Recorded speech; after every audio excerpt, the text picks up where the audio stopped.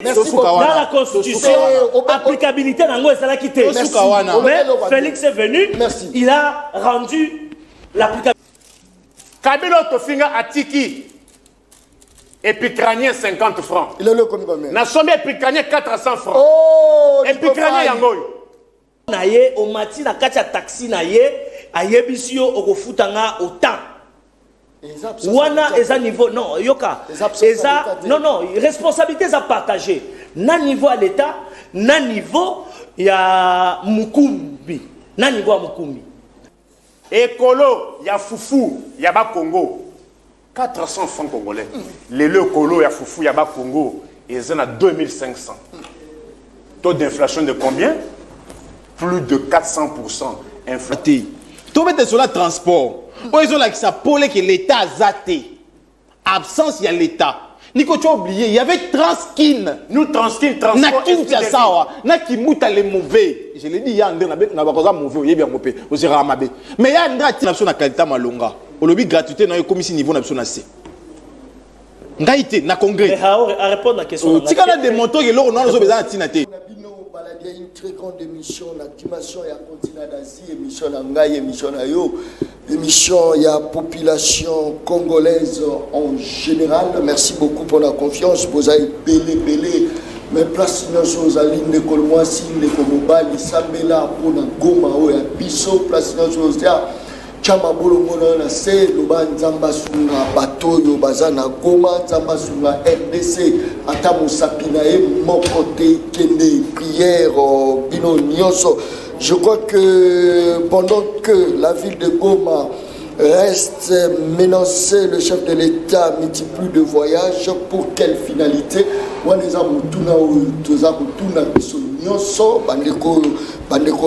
Je crois que Torobet Alisolo wana na ba invité au bazana kati ya plateau Torobet appelle Lisolo ya bandeko matata ponyo Delice Sanga Mike Moïse Katumbi et Martin Fayulu Madidi Bosangani na bango ezali pona nini. Est-ce que le lot tokoloba ke non bayini ya population ce sont les leaders politiques lobby.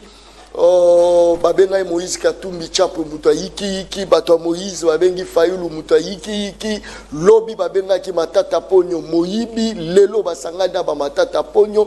Qu'est-ce qui ne va pas avec nos leaders politiques ezali solo torobeta mokolo lelo torozanga kobeta te sujet social au étali transport na kati ya ville province de Kinshasa, pourquoi pas na Congo Mobimba en général, et ali moké transport et comme pona bateau bazana misolo, et ali moké pona biso ba pauvre ou soit ba bola to betaka makolo transport prix za ko ebadate transport eza ko mata bandeko ya ngai na ko ebisa bino yiki keza vraiment makasi on dirait ville province de Kinshasa. Motaza ko gérer yango aza ko gérer pona ngaka kozwa salaire na suka sanza. Mais aza ko justifier mosolo na été na katia plateau y a émission le peuple parle à mokolo lelo 3 invités na katia plateau toza la journaliste na katia plateau Nico Faye azana biso tozali na Jonathan Ngwele oyazali un grand communicateur ya côté ya Lamuka tozali pe na mwana Congo Berki local oyazali communicateur ya Union Sacrée toza la bango na katia plateau. Je pense que non plateau mokolo lelo oyazala composé na bango toza na Nico Faye mbote na yo. Merci beaucoup, Mbote estimé John. Na PCP bandeko auto ya ko débattre dans le plateau. Na PCP Mbote na ba téléspectateurs ya PSTV en général, na oya le peuple parle en particulier. Tozawana pour na quelques minutes pour na ko éclairer, ko précopper sa température. Il y a Congo, il y a l'élo pour le but de stopper ça qui topé ça peut il y a l'élo mais tu peux perdre minute parce que minute télévision alors peuple au yangai ayebake tutikali na 319 jours pour na ba mandat oyo et si là tozali na 1167 jours pour na banda baloba na biso Covid. Toali na 657 jours banda Ndeko Michel akoma mokonzi gouvernement na Congo Kinshasa. Tolobi 319 jours nde tikali pour selon calendrier o ba pesi biso. Délai on a pesi ezali ya mandat mais oyo na tie ezali ya calendrier pour na maponomi le 20 décembre. Et tozali na 241 jours banda bunanga nanga na bino ekenda. Toali na 198 jours banda Ndeko Jimmy Kitenge akoma prisonnier politique ya régime. Toali pena 18 jours banda Sukhoi avion militaire na biso ezwa roquette. Ti lelo tozali kozela réponse appropriée. Très bien. Et lelo na kisasa kaka communiquer na nous prenons la communauté internationale à témoin. Mais Nico Faye, est-ce que tu as loba Nico Faye est journaliste était à communailler politicien moto baza ko utiliser baza ko pesa kanyaka pour atteindre le pouvoir en place à ce net moment Nico Faye confirmé un grand militant à Katia PPRD. Est-ce que tu... Bon, en fait... Et ça, Moutouna, c'est normal. Oui, ça ne peut pas me déranger. Très bien. Je crois, j'ai quitté moi les partis politiques aux élections de 2011. Depuis 2011, Tilelo Natikala Kokota parti politique T. Je ne suis pas dans un parti politique. Mais vous avez la préférence.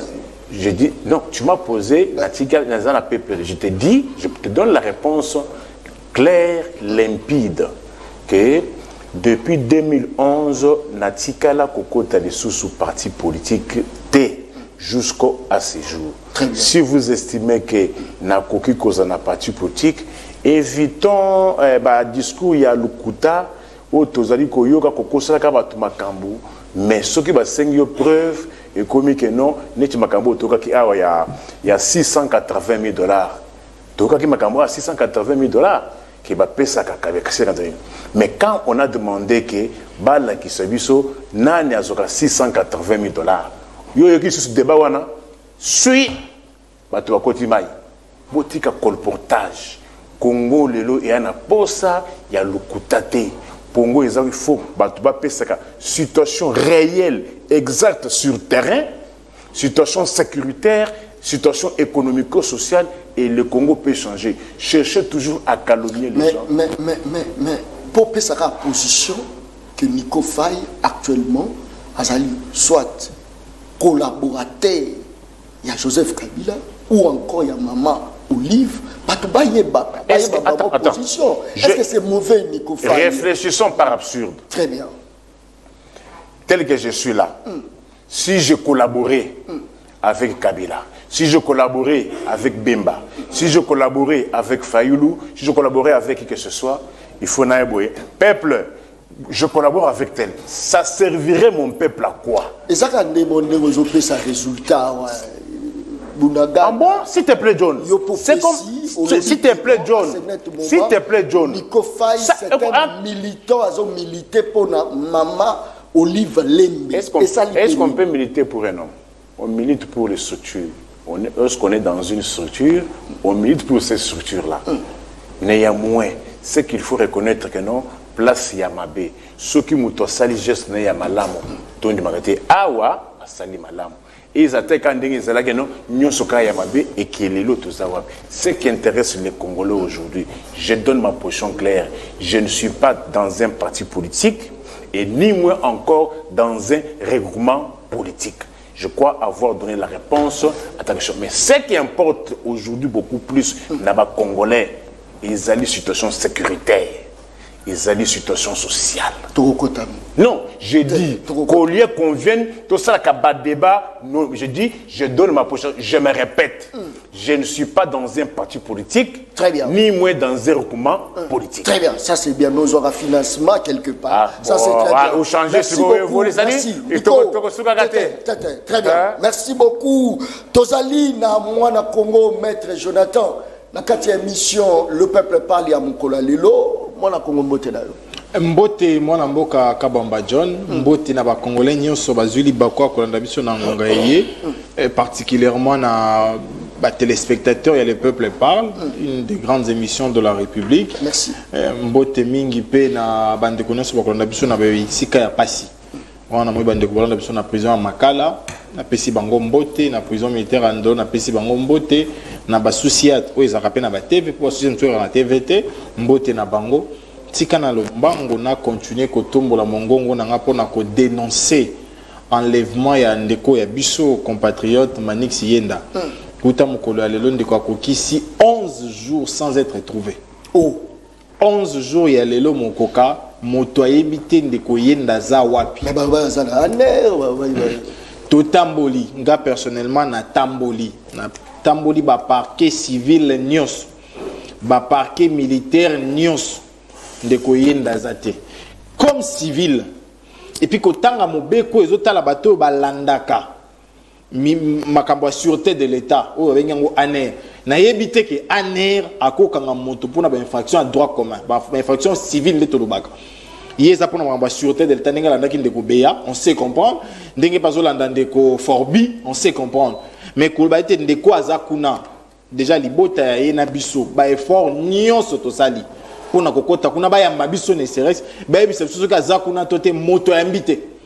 Donc aujourd'hui on peut carrément confirmer que les compatriotes est objet d'un enlèvement, mais il y a pas si peu à maweza que bateau ba enlever et ça bateau bazo monana na ba photo bazo monana na ba vidéo, mais personne sait nous dire ba kenaye wapi yango to continuer ko dénoncer pe ko senga libération immédiate na pas batende ko John 11 jours durant to éviter de quoi lier nini to PS allié soka allié nini est-ce que ndeko alali na ba condition nini ba ko landa e pona nini ko kama monsieur ezake partout les autres kamba bengi yo kamba mabe na dénomination na yango ezana insistement moko ba bengi démocratie siko démocratie qui ndara pena ba liberté d'expression là de mouvement ko landi sa constitution ya mboka na biso donc yo soki ndeko se voir être privé à liberté de mouvement na ye. C'est la point de presse. C'est que nous sommes en mauvaise justice à Katiamoka. Mauvaise justice, c'était un état dictatorial au côté de Yangolelo. Pour ceux qui ont un état dictatorial, il y a un bengi sandeko. Il y a un kasa. Ndeko yenda ko ya yebani. Bisika tambola ka yebani. Benga batinda lokasa te ndeko to bengi siyo. Yakato ka yo pona maye XY.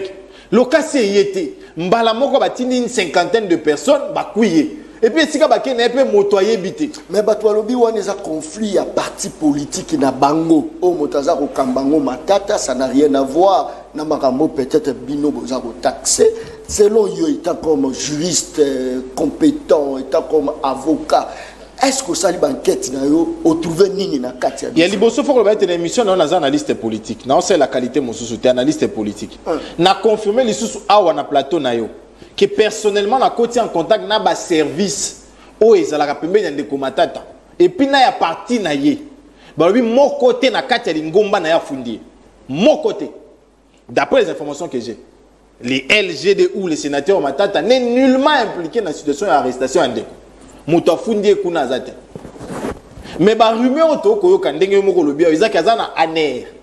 Si vous avez des décret créé et puis c'est droit à la bateau pour na makambuya ba arrestation de fait normal en fait tout bien bon mais motoune ya malonga ezali moto bakangi ana droit à ko mona ne stress ya libota ndiko yenda na bana mikete bana na ba retourna mon connaissance maman papa za wapi 11 jours durant bana ba ola na butu tout continue ko bomba. Donc voilà pourquoi nous pensons que ba autorité ba ko kamba justice principalement le procureur général yondoko komela aner yebisanga soki vrai ou faux ndeko yenda zakuna komela aner aibisa biso parce que les compatriotes yenda a droit à la protection au même titre que tous ces impôts qui nous insultent de matin midi. Merci beaucoup mwana Congo Jonathan. Je pense que Zoaka Pétan est belé ya kuluka pe bato ote ya kabango moni biloba loba tikaka potamu yiki kegoya kaka ngayo yo nena banda kolega parce que jusque là ils ont yom toujours l'obéla. N'a pas journaliste à buzz, bando zoya ça la buzz. Awa moto moko tato bolivoana moto moko te. Manitsa tika liye moko sauf yo. Très bien, merci. Merci. 2 minutes.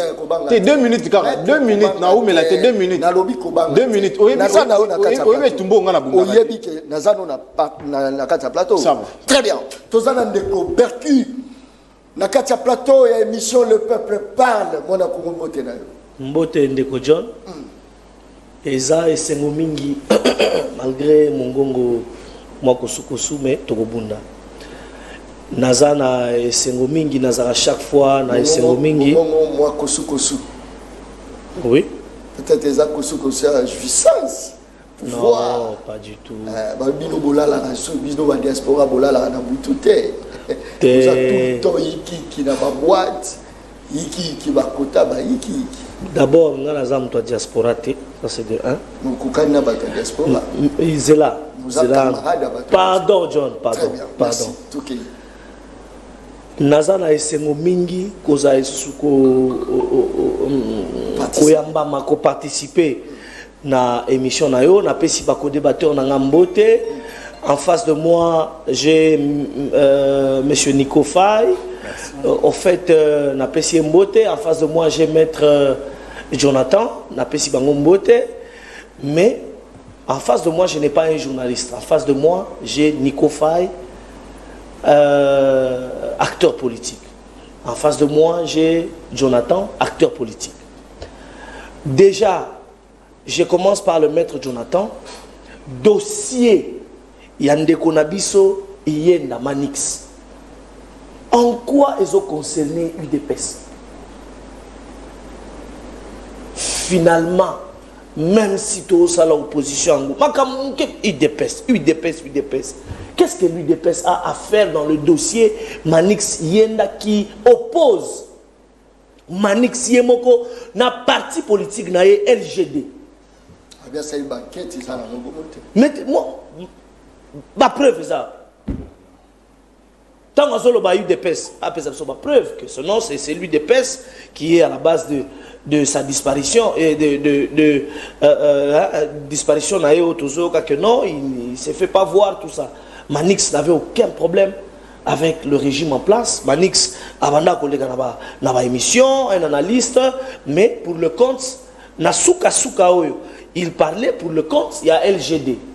Déjà, ce qu'on a mis débat, dans le sens, il y a que Lukako vilipande UDPS, ou on a des orientations. Là, je suis désolé. C'est ça l'état de droit, selon lui. Parce que tant que UDPS, c'est-à-dire ils ont parti au pouvoir, au qui état de droit est solo. Parce que d'après yo analyse, nengaza kokona te pendant ba jour a sali famille na yenza kolela mwana na ye aza kolela makasi papa oya ye azotuna ku mama dis-moi la vérité si papa ramilama mwana oya ye parce que yo yebisa ngai les états de droit to eza nini malobonga mo. Oh mais tala omoni to viva ba aventure na mboka na biso dernièrement boyotaki komona aventure moko boye na plateau ya télévision nandeko nangai Bruno ya SID akoyaki nouvelle là à s'évanouir na plateau aventure. Donc moi je ne minimise pas le fait que il a disparu azomona naté, mais tant que nous n'aurons pas de preuves sur ça, moi je vais considérer ça pour une aventure. Yoka, je vais considérer ça pour une aventure. Manix avait prévu interview, manifestation na Willeri. Na Willeri wana l'état interview wana batutu babandoze la révélation par rapport à exclusion na katia parti politique na. Mais yebisa biso ekotala IDPS na nini? Hein John? Essayons de réfléchir. Ekotala UDPS na nini? Interview ya Manix a engagé une guerre contre son parti politique. Bon, ekotala UDPS na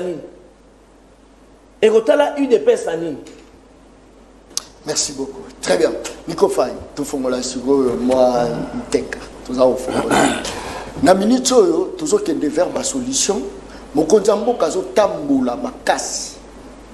Les lois attaquent la gauche, l'autre à la droite, l'autre à la nord, pour la Goma. Mais quand Tambola Yango, apparemment, c'est comme si eza ko atteindre objectif au batbana rozela ngote. Personnellement pour la qui me kota na Goma, moi na Congo mujaji du peuple, balbonga muna. Oui, na komi kolemba ba émission parce que makambo nyonso nga na loba yango ndeza kosalema. Na kosenga bino soko invité nga ozika ba partie ya ba émission nga na tosala na yo par rapport ya sujet au kati partout le monde que na pesa qui réponse. Ya liboso na loba que non ndeko Antoine atika biloko ali kosala. Je m'excuse fana na kotika dossier ya Manix Bongote. Je me rends compte que moi Namboka azali ko comprendre rôle ya l'état té. Il dit que il y a IDP chez Zawapi. On vous pose la question. Congolais Manix Ienda Lelo Azawapi. Qui a la charge de sécuriser les personnes et leurs biens? Qui a la charge de sécuriser les Congolais et leurs biens? C'est l'État. Malheureusement, l'État n'existe presque plus. Yangonde omoni na yomoko ozali koyeba rôle ya l'État te ozali koloba keno azaki na manifestation aza na manifestation aza na conflit na parti politique oya hier. Il n'est pas du ko sécurité ya mutu wana etikali charge ya parti politique na ye yo nga ye ndenge toali na plateau awa to bunda to sona mais l'État est là celui qui doit nous sécuriser tous. Très bien. Tozonga la Goma. Zonga la Goma. Nasi na loba mon frère. Nazali koloba no boy. Nazo loba boy. Très bien. Je verse dans le Reddit. Nazo teye mais on ne m'écoute pas. Oh. Yali bosso. Na loba ka Antoine. Premièrement, le problème que nous avons au Congo, c'est un problème d'ordre sécuritaire. C'est une question essentiellement et principalement militaire. Ce qu'on dit, constitution, malheureusement, bayo baliko kamambo kanabiso, baboyaka constitution. La preuve en est qu'aujourd'hui, bayebi eloko ko salate. Zo article 16, il y a constitution. Zo article 52, il y a constitution. Il faut éviter le débat de parole contre parole. Dans autant article 16, dans autant article 52 et vous pouvez s'appeler réponse na makambo ya Manix. Rapidement. Article 16, Constitution. La personne humaine est sacrée. L'État a l'obligation de la respecter et de la protéger. On dit l'État. L'État. L'État avec E majuscule. L'État a l'obligation. On fait devoir. C'est-à-dire, à l'obligation, il y a là, n'a sécuriser. C'est comme à Zosalipa là, je dis ceci. Très bien. Tous les Congolais, ouais, sur l'ensemble du territoire national, ce qui dit que lobby, on doit poser la question, c'est vous qui avez la charge pour la niveau sécuriser Bangote. Article 52, et j'aimerais que lorsqu'on veut me rencontrer, qu'on me rencontre aussi avec une disposition constitutionnelle. Pas Maloba. 52 de la Constitution passée au référendum. Tous les Congolais ont droit à la paix et à la sécurité. Tous les Congolais ont droit à la paix, kimia et à la sécurité. N'est-ce pas sécurité dans les années? Sécurité dans les années. Tant sur le plan, écoute, tant sur le plan national qu'international. Ce qui article on les a violés. Sanction ni Négolanda Nassima. Bon, ce qui tosent à la canal l'État, dans les États, bafunda kapel l'État. Oh, mais oui, hein. Bafunda kal l'État, a foutu plein de webele. D'ailleurs, dans les États, les gens préfèrent avoir des problèmes dans l'État que d'avoir avec les individus. Parce que ce qu'on a un problème dans l'État, là où il y a la justice juste, en toute impartialité, ce qui l'État a fautif, va condamner l'État peut a foutu mission de Bénin. Les condamnations vis-à-vis de l'État dans les États sont toujours en termes de millions. Très bien. De dollars américains. Au moment où Gomez a attaqué, c'est en violation, il y a constitution. Violation flagrante. Et non seulement violation, les dirigeants doivent être tenus responsables. La première personne à être tenue responsable, Ndeko Antoine. Vous avez battu campagne pour le Kenon au Vandana Est. À Vandana Est, au moment où on tue les Congolais, tous les jours, c'est-à-dire le régime Ndeko Antoine, massacre est commis, le principe sécurité est commis exception. Ce qui va vomiter, c'est une exception. Mais comment est commis normal dans le régime de Antoine. Or, c'est parmi ma promesse de la campagne. Combien de voyages? Résultat de voyages. Bonjour de Zelensky, où il y a Ukraine. Banda Bitumaba, où il y a Banda. Zelensky, Lelo, a effectué deuxième voyage. Je me fais comprendre, parce que vous qui parlez diplomatie, écoute là, diplomatie. Moi, je suis en diplomatie comparée.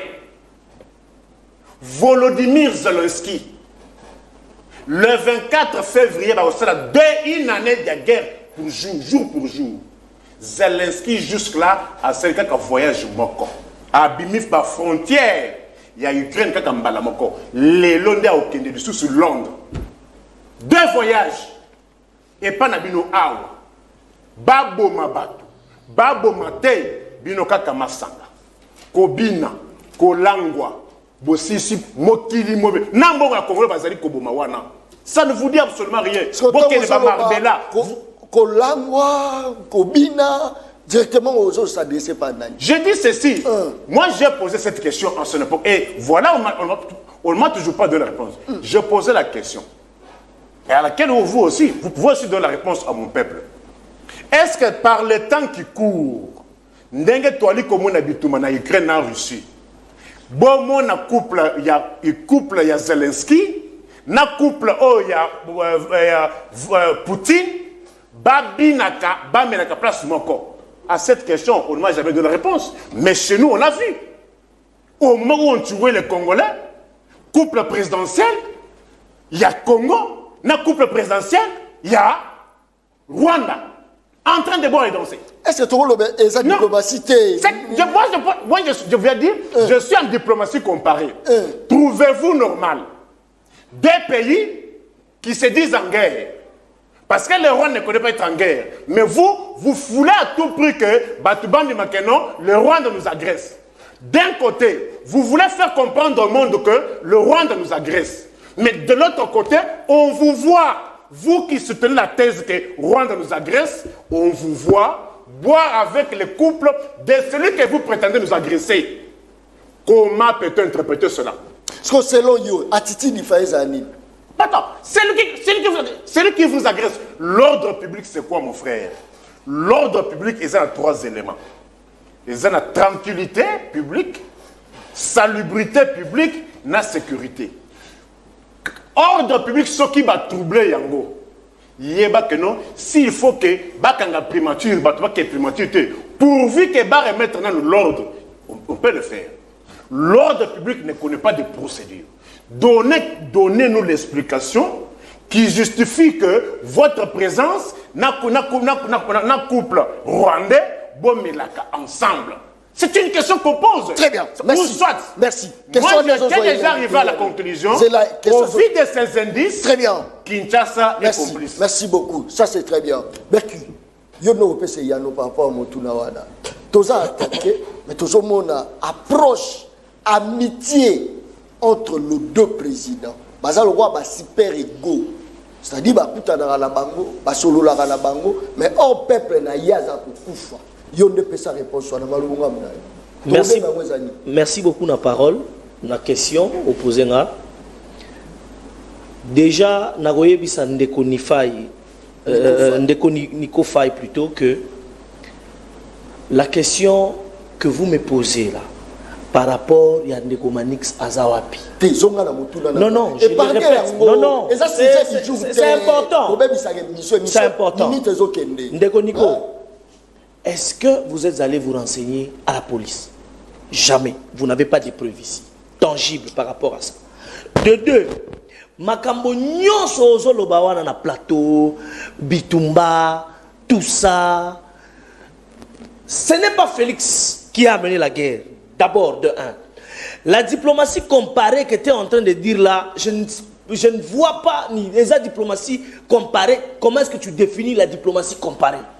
Quand on... Papa, lorsque on veut comparer une diplomatie, lorsqu'on veut parler d'une diplomatie comparée, d'abord, dans les termes clairs, une diplomatie, ils échangent en des termes culturels et autres. Est-ce que Bitumba, oh, biso tozanango lelo, Bitumba, oh, biso tozanango lelo, Bitumba, ba tradition na biso, eza ba tradition ya ba ukrainienne, culture na biso, eza culture ya ba ukrainienne. Bitumba, oh, tozanango, c'est une Bitumba. Bitumba eza complètement différent. Na Bitumba ya Ukraine contre la Russie. Yoka. Non, c'est là que je expliqué. Contre la Russie. Bitumba ya Ukraine na Russie, eza Bitumba, il y a ba grande puissance. Non, non, Elingue Loba, tout le monde est au courant de ça. Elingue Loba, et les Américains veulent à tout prix cause à la suprématie Yoka. Cause à la suprématie qu'au diriger le monde. Bon, maintenant, Poutine, à son niveau, cherche à s'opposer. Poutine veut se créer son propre monde à lui. Ça, sur le plan économique, sur tout le plan, Poutine veut se créer. Nous, notre guerre contre le Rwanda, la guerre que le Rwanda nous impose, c'est une guerre, premièrement, nous imposée aussi par la communauté internationale. Parce que le Rwanda, Azaïe est mon côté. Il y a la communauté internationale qui nous affiche toute son hypocrisie par rapport à cette guerre-là. On ne peut pas prendre tout ce qui se passe, tous les mots qui se passent au niveau, il y a front, il y a Bitumba Oyo, tout collé en gros à Félix Tshisekedi. Est-ce que je pose la question à Ndeko Nico? Est-ce que c'est Félix qui avait signé les accords avec la CNDP? Est-ce que c'est Félix qui a brassé l'armée de la RDC? Est-ce que c'est Félix qui a fait à ce que notre armée soit infiltrée? Est-ce que c'est Félix qui a fait à ce que l'ANER, les services, l'État, ils allaient infiltrer? Non, il y a pas de répondre. John, Yoka Nanou papa. Problème est que Yebisa Mama Tembelewana. Avant Nico Abimisa Babilo, on a eu à la mesa Babilo. Il faut aller que. Merci. C'est là. La fin dans un pays ne détermine pas le développement d'un pays. C'est là la relation. Ndeko Niko alobi, nano tira remonda te pays est attaqué, mais président. Pour faire de toi mon ennemi, je peux faire de toi un frère. Tu comprends? Pour découvrir que tu es mon ennemi, je peux faire de toi un frère. Papa, moi si na mobali na kati andako, bazo divorcer. Yaya na lek, bazo bunda, bazo solola, il soutient. Kakapona Félix na Kagame. Félix, quand il a pris le pouvoir, lui, il n'a juré que sur la diplomatie. Mais Kagame, souci na ye, Ezabitumba. Makamora voyage au Tikoloba, Ndeko Niko Faya Lobby, le président est en train de voyager, batati patata, azo voyager. Un seul voyage. Bah voyage au président au Salaoui. Est-ce que ça va voyage à divertissement? Je sais que tu veux te référer, il y a 4 voyages à Sali. Dans l'espace à 4 jours, 4 à 5 jours. Est-ce que ma voyage est pour lui? C'est ça le problème. Yoka, voyage à Marbella. Le président n'a pas fait Marbella avant-hier.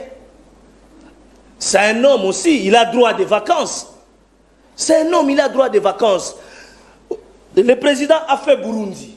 Burundi est en réunion à EAC. Il fallait Basolola sur l'évolution qui concerne la paix à l'est de la République démocratique du Congo. De 1. Donc le président est parti pour ça. Vous comprenez? Tolandi Bissonyoso, le président est en train de parler sans froid aux yeux à un général et à force régionale, à vous expliquer, vous devez être du côté, il y a la population. De 2. Le président fait... il va voir le président du Congo voisin, Denis Sassou. c'est pas pour un plaisir, ce n'est pas non plus pour un divertissement.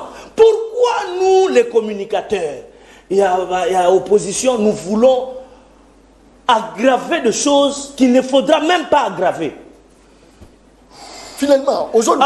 Attends, je vais te dire, Yoka.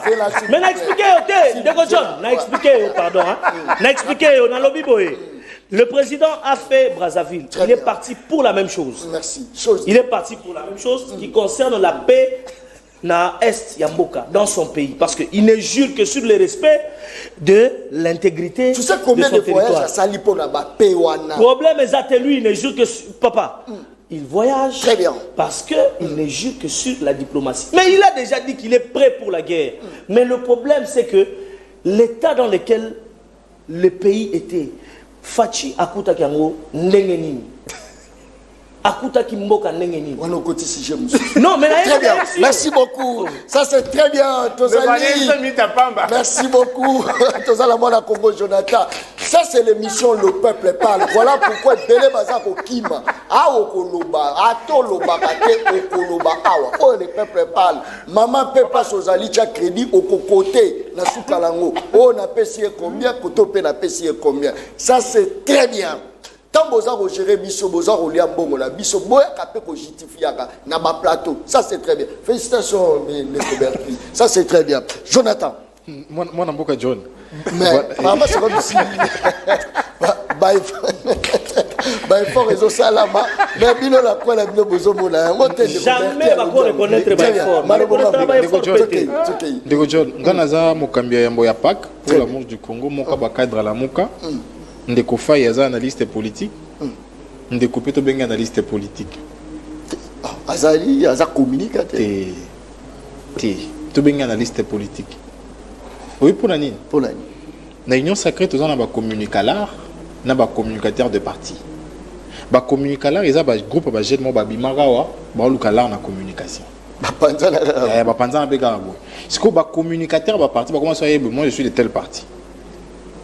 Vous comprenez? C'est comme Moutoussouka a s'identifié dans la partie T. C'est déjà un problème. Il est indécis, il a un problème de choix. Et c'est un danger pour la jeunesse de mon pays. Nous parlons avec des textes à l'appui. Dans autant l'article 18 de la Constitution en Bokanangaï, Constitution il est évité. Oh, tout ça la Constitution. Lumbu na balabala pour na Constitution.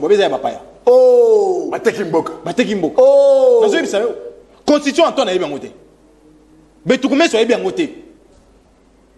Peter Kassa a bien voté. Non, et bon, vas-y. Nicolas Kassa a bien voté.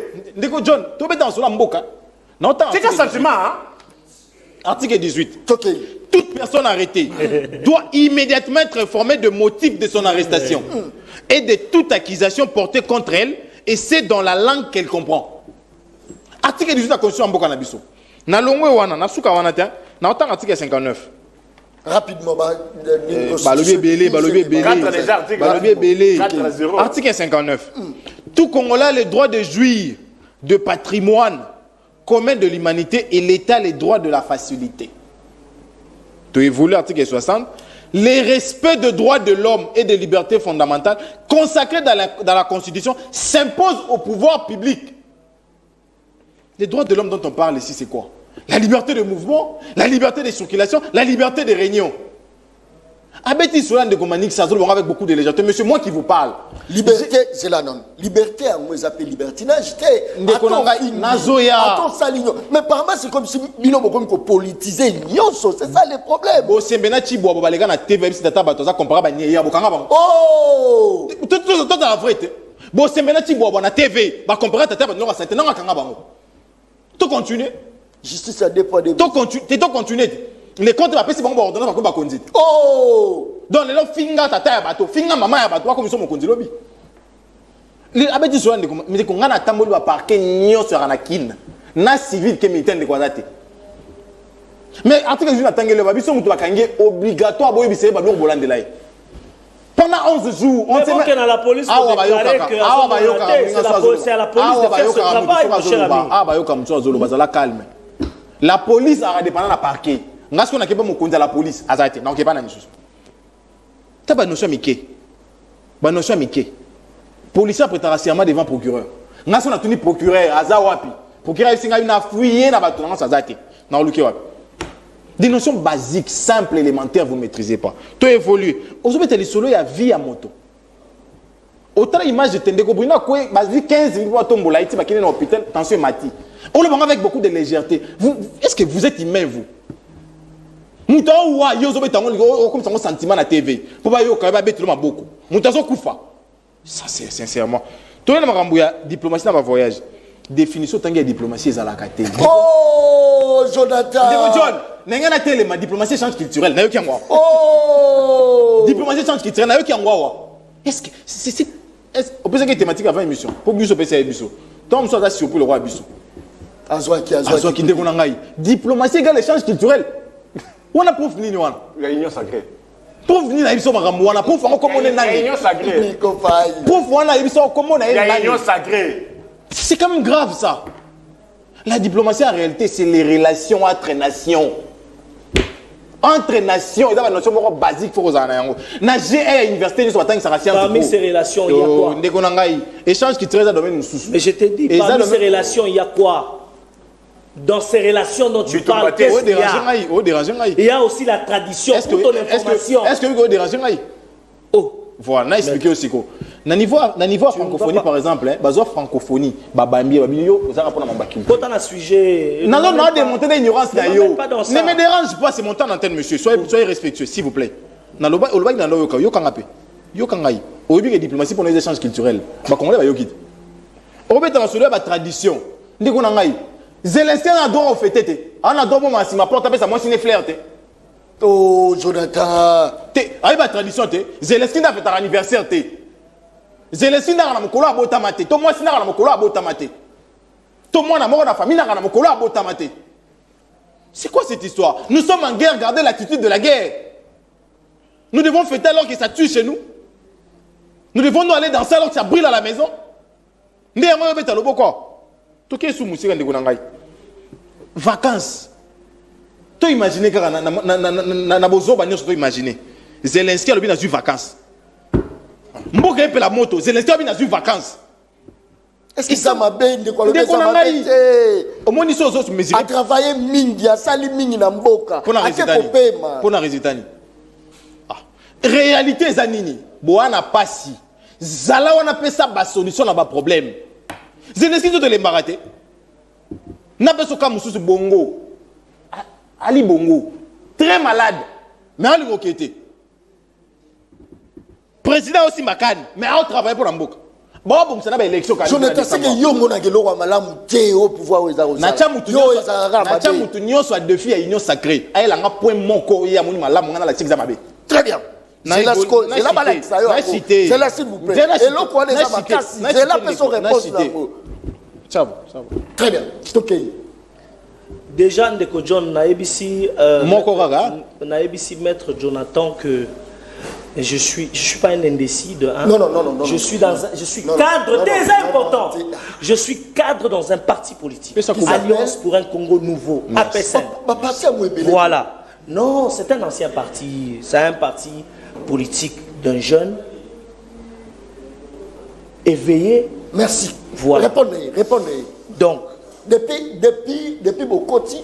Amoni lo mutema mabende le zolobise bongo non koloba bongo to yo mutema mabe gratuité enseignement c'est une loi inscrite dans la constitution applicabilité nango ezala kité mais Félix est venu il a rendu l'applicabilité de cette loi très bien gratuité de l'enseignement yo kuti enseignement na biso na qualité malonga olobi gratuité na yo komisi niveau na biso na C ngaïté na congrès à répondre à la question tika na démontrer que loko non zo bezana tina te ya mi balé moi no ya ngai bazako tanga na classe 36 personnes le ba komi 120 moto nyonso lo azana répétiteur pour na moi na ndako même ba na maïle ba ko ba répétiteur na ndako oh pour na besoin nini ya ozwala lelo tambola ba école à l'état te tala viabilité ba école wana yo be de soit gratuité là pour moi ko ça la courager to évoluer sur la gratuité on a bino wana oh lelo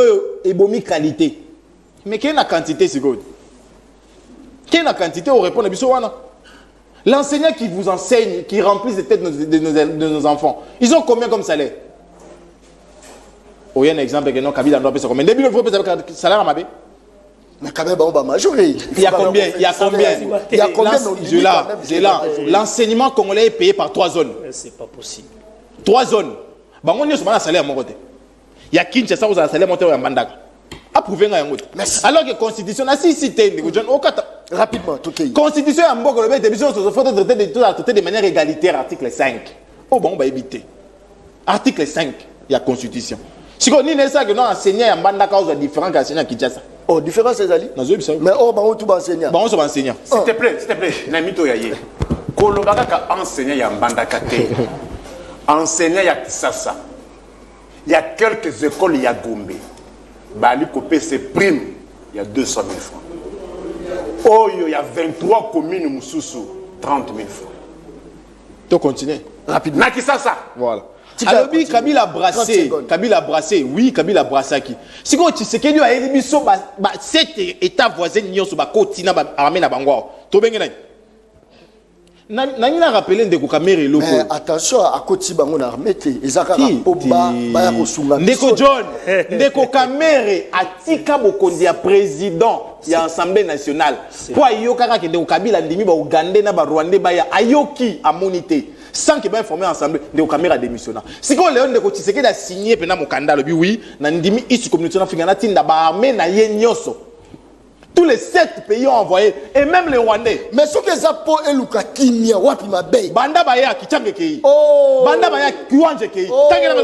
Très bien. Merci beaucoup. Tu as un sujet. Tu continues ce qu'on a quatre sujets. Au Italie, transport, on a quatre ville province à Kinshasa ou encore transport en général. Ndekonangai. Boya qui place sur ma difficulté pour apporter ma solution. Les lots yo transport ils ont ébanate. Motona motaza ko fixer prix na yé. Bato ba komi ko leba lelo bato ba petit makolo pourquoi? Aujourd'hui moi na moto azo ebisa yo transport est commis 5 000 francs. Okutani na qu'est-ce zo ebiso potokota boulevard pesa nga 2 000 francs. Moi na Congo, est-ce que vous avez remonté que non, vous avez participé à réussir tout soit site à Congo? Merci beaucoup Ndeko John. C'est aberrant de dire na plateau que constitution et lobby que nous tous nous devons être gérés, donc il faut nous devons être traités et gérés de la même manière. Mais Ndeko Nangai alingité bana o bazaki la possibilité de tanga kenacité ba continuer na vie wana. Il y a batang raté. Bah éléments n'y sont pas sur là, c'est des éléments biaisés. Déjà, depuis lancement à gratuité et à enseignement. Tout ça, c'est déjà transport. Gratuité, justement. Ça y peut éviter. Pardon. Oh là là. Pardon, Ndeko John. Le nombre des enseignants matriculés, Oyo, Fachi, Akuta, et les cas de 410 000 à 675 274 enseignants qui sont matriculés aujourd'hui. Avant que le ministère, ils auraient donné. Tu comprends? Il y a la qualité. De deux, par rapport il y a transport aux Olobanangaï. Moi, je ne défends pas les mal. Moi, je défends ce qui est juste et légal. Mboka na biso, na katia mboka na biso, toi na mité mama B. Eza dépendamment ya chauffeur ye moko nanko na ye o mati na katia taxi na ye ayebisi yo okofutanga autant. Wana eza niveau non yoka eza non responsabilité za partagée na niveau à l'état na niveau ya mukumbi na niveau ya mukumbi parce que au la mukab na tongo te au fixer yo mon prix ya taxi. Moi je n'encourage pas ça. Ville province à Kinshasa façon baso gouverner ango eza na ba faille belé. Je l'ai dit et je m'assure. Très bien. C'est que ville province à Kinshasa ça mal géré mais les pays bien gérés. Mais Kinshasa n'est pas. Kinshasa c'est la capitale. Kinshasa c'est pas tout le pays. Nous avons différentes. Nous avons les députés provinciaux, qui ont pour rôle de légiférer, de contrôler et d'interpeller. Mais les députés qui habitent à Kisasa, est-ce que ça la rango? Si ça la rango, jamais. Donc le gouverneur est là en train de travailler comme un petit prince avec ses ministres. Dossier au lobby à transport. Moi, j'ai des gens qui soutiennent mon combat politique et qui en souffrent. Très bien. Je ne pourrais jamais encourager ça. Merci beaucoup.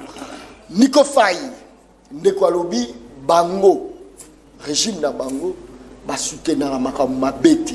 Parmi ma transport, ils ont mabé. Mais bazala ba côté au Bango peut basali moi mingi. Il y a un monde depuis au yé.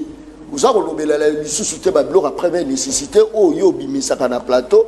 Pourquoi? Parce que petit à petit bablo connaît zo kende na kita. Parce que tu signé pe contrat moko boya ba bateau. À peu près 15 bateaux où ils ont signé contrat. Nico Faye battu. Nico Faye réduit au silence. Yo le bakami pour bisoto zokata ebele. Yo zota ebele ko leka kutubiso. Exactement. Tuna yo zolo ba mingo zo bangala zolo bebele. Na lobby boye. Tokei. Ba lobby le to comme la promesse à bateau. Wapi poissonnerie mbisi ya mboka o Ndeko Antoine akenda ko inaugurer na commune Nsele. En diagonale na maison communale Yansele. Et les lots est comique, ils ont terrasse na 4 congélateurs. Place chef de l'État qui est inauguré, poissonnerie Banamboka. Ils ont terrasse na 4 congélateurs. Wapi Thompson, il y a 2000 francs au Boulaka qui va congolais. Wapi carton, il y a poulet, il y a 10 dollars au Boulaka qui va congolais. Vous continuez à avoir promesse. Beaucoup de gens promesse. Allemagne d'Afrique, ils ont wapi. Policiers à cause de 400 dollars. Les lots majors. Moi, quand la Kisinga bulletin de paye naïe, à 307 000 francs congolais. 100 dollars, 160 000. Les lots 100 dollars, c'est 220 000. Taux d'inflation, c'est de combien? Mais major. 307 000. Ça transport au Bolobeli. Bola qui saba quinoa, bokutaka, babisa esprit de vie. Lelo ezawapi. Bis esprit de vie. Et longo lemba terminus qui commerce 600 francs congolais.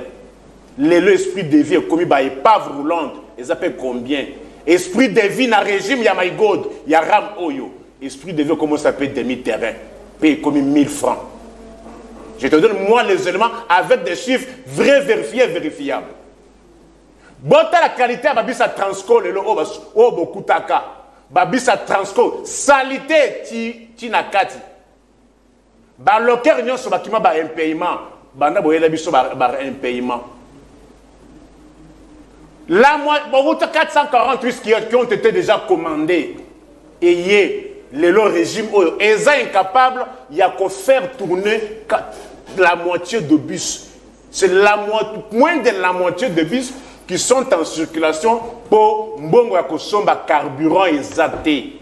Kende na Kobil nda pesa ka transco carburant. Aboy ko fout ko pesa sur carburant na ba bus nyonso parce que ba nyongo eleki ba kidjanfuka. Bolungi bozongi se biso na époque Zaïre. Ba Mobutis ba kimaka na bana bango batikaka compagnie de transport routier té. Beaucoup de compagnie de transport aérien té. Beaucoup de Congo Airways na 4 avions. Beaucoup ici Congo Air peut-être ndenge botikaka Air Zaïre. Le lot congolais azana billet ya Congo Airways a costé 2 mois incapable de converser pour avion exaté. Transport hein. On a transport routier té hein. Biloko ano lobaka déjà siko potoko manango est-ce que ba toi boye pour le bike non ba komo kangisanga monoko mwana obela Kabila to finga atiki épicranien 50 francs il est le combien na sommet épicranien 400 francs oh épicranien yangoyo caméra joie épicranien 400 francs yango te joie aucun ne peut go tout non Malasima, aux c'est biso émission mususu na ye aya na contre-prix 400 francs Je montre quelques articles. Rapidement, Nico Faye, rapidement. Bakouti. Le bana sur l'université publique, ça pour là. Moyenne et frais académiques, c'était 260 000 moyenne dans toutes les universités publiques. Les lots qui Les lots, qui est à ISP Gombe, vacations jour, 711 000. Oh, Nico Faye. Bana ISP Gombe, c'est le procureur qui vous parle. Son aboki lukuta bobenga. ISP Gombe, 711 000 vacations jour. Vacations soir, 935 millions, près de 1 million de francs. Yebisanga policier, major, major à 307 000. À Otinda Mona ISP Gombe. Ça c'est l'université publique, hein? Institut public, hein? Bon, là, c'est une place où il y a 260 000. Les lots, toi, 900 quelques mille vacations soir, vacations jour, plus de 700 000. Qu'est-ce que Yunukin? C'était 258 000. Le Yunukin va foutre $300. Et en plus, Bazako exigeait totalité à frais. Merci. Régime à my God. Très bien. Merci beaucoup. Merci. Rapidement, parce qu'il faut payer la population. Kaka bana oya major wana. Bando soma na ba université fardo ezaka na 200 francs. Léon na ba université fardo ezaka combien? 500 francs. Contredis-moi sur les chiffres. Moi je donne les chiffres hein. Nico Faye, valise à Mounene Boy, Nico Faye. Hein? Matériel didactique. Oh, Faye. Rapidement, Nico Faye. Mais attention, tu risques tous en insécurité, au gros, mais c'est l'aura bien été. Oh, boye, Kanyamaka, c'est pour la première fois. Avant Kanyamaka, c'est Écolo Massango 600 francs. Mais les lois après avec Kanyamaka, c'est pour la première fois, Nabidja 16 milliards. Écolo Massango, le commis combien? 2200. Taux de 600 à 2200. Oh, Nico Faye. Est-ce qu'on y a bité? Bakutaki, Écolo. Écolo, il y a Foufou, il y a Congo. 400 francs congolais. Les le Colo, il y a Foufou, il y a Congo. Et ils en ont 2500. Taux d'inflation de combien? Plus de 400%. Inflation à 4 chiffres. Très bien. Merci beaucoup. Non, ça va. Merci. Ayoki, s'il vous plaît, please. Les lots. Chassa Soukali. Kabila Autofinga, tiki yango 5500. Les lots congolais, 5 kilos, il y a Soukali, il y en a combien? Moyenne, ils ont 12 500. Guerre à Ukraine. Merci beaucoup. Soukali, oh, ils ont Kulungongo. Kulungongo. Oh, Ukraine, visitez. Comment les citoyens du Congo, oh, Ukraine. Bon, kasi, ma fout en bila kasi. Malaisie, oh, Malaisie, Très bien. Merci beaucoup. Merci, Nico Faye. Non, s'il vous plaît. Merci beaucoup. Maître. Oui, mais Makala est commis combien? Merci beaucoup. Makala est 15 000. Merci. Ça a 60 000. Merci beaucoup. Il faut préciser que sac à Massango Lelo na Kassa était comme 300 000 francs. Sac à Massango. Place au consommateur bazar. 300 000 francs. C'est faux. Et où tu ce comité a réagi. Rapidement. On savait qu'on a une discipline. Rapidement. Tu on a limité, comment on appelle ça, la 10e riz, mon na yolo, awati. Tu mets sur le transport. Ils ont là que ça pole que l'État a zaté. Absence, il y a l'État. Nico, tu as oublié, il y avait Transkin. Nous, Transkin, transport. Na qui mouta les mauvais. Je l'ai dit, il y a un mauvais, il y a mauvais, mais il y a un tiki New Transkin nawa. Nico John, 500 francs et sur des campus Victoire. Oh. Des campus Victoire, 500 francs. Les New Transkin est à son anzélate. Mais quand même, Transco est allé. Tika n'a évolué. Kabila les mauvais. Tu as un New Transkin. Esprit de vie na Transco. Tu sais qu'il est bon à Tika Transco à Pam. Quand la Transco. Esprit de vie ça va chuter. Il y a ça la pété bien té. Et puis parce que la balocaire nous sur un paiement. Bah ça débit transforme ça débit terrain. Non c'est ça. Oui mais transforme ça débit terrain. Nous sommes en mutuka chilomo. Gouverner c'est quoi? Alobi régime na bango soutenir Ramabete. Ram est malade. Maïgol reste vers malade. Si les jeunes sont malades. Toké sous musique le bien raté, bah député provincial na biso. Vous êtes majoritaire na APK. Tangalanga komba 2 députés. Oh bah on a 2 initiatives parlementaires. 2. 2 à pas. 2 au longo Mukebai, kocha Mukebai ti. Au longo les 2 ya bino. Il y a liboso ça na moko comme on député à Kazadi. Initiative moko et puis arrêter en moko. Bino la majoritaire. Soit ils vont interpeller, soit ils vont ngobila quoi, ils a binote. Vous êtes incapable de contrôler, vous êtes incapable de quoi c'est au reste de l'année. Merci beaucoup, maître. Donc, nous avons transport de John. Ils ont dépendre de l'État. L'État est irresponsable de faire des autovivants. Merci. Merci beaucoup, maître. Merci. Très bien. Merci. Quand on a déjà cela dit. On a 5 autres. Oh, c'est moule. Oui, l'élo, c'est moule. Combien? Très bien. Si qu'elle a été temps à rencontrer par rapport à Opoye à l'Obi Bosa Mokosa. Rapidement. Madès sous l'Issoussou. Bien, Bakina balaka charmate. Bakina wana biloko bakino te. Kino soka ne fufute. Madesou. Merci. Très bien. Je suis désolé. C'est là pardon. C'est là oyebi question te. Yo ce yebisa biso. Depuis bokoti eloko nino population aliaka ya munoko koti. O bino bo résoudre déjà problème nango botokate mission malobonga buna. Ndeko John. Nanguba. Je suis désolé du fait que Ndeko Niko Faye a réduire le Congo à Kinshasa. Le populisme a salawe. Na Lubumbashi, na Lualaba, na Kivu, et je lui pose la question. Ça c'est du populisme. Et puis Yoka égal les années. Monopole, il y a ma poisson, la personne est dans tout. Oui, c'est bilo yoka. La fête, yoka, ndeko. L'économie de notre pays, l'économie de notre pays, merci. La Fédération des entreprises du Congo est gérée par quelqu'un, par un grand notable. Il y a FCC. Congo Airways. Yoka, pardon. Tu parlais, tu m'as dit. Non, je demande au peuple, c'est pas vous. Moi, je ne dérange pas. Tu m'as interpellé que j'étais dans l'indiscipline. Oui. Mais toi aussi, tu nages dans l'indiscipline. Non, je demande au peuple. Congo Airways. Tolanda biso ba révélation Congo Airways. C'était de la poudre aux yeux au Kabila tike la biso. Congo Airways n'a jamais été une société de l'État à capital. À part entière. Merci beaucoup, ça c'est très bien. On nous a révélé beaucoup de choses par rapport à Congo Airways. Merci beaucoup. C'est là, papa. Tu sais qu'à la seconde à l'émission. Merci beaucoup. Kakale c'est la lobaka émission où on les a baleine balaka na mokolo mokote balaka baleine na mondambo bato ba regretter pour la nino tiki kotite bandeko na ngato za pité na ngomba. Je pense que émission mokolo lobby côté, merci beaucoup. Un professionnalisme, il y a régisseur Richard. Merci Penza Mingi, merci na Dipro, merci na AG. Merci beaucoup même na moto à esprit à innovation à créer entreprise juste pour Sunga Congo.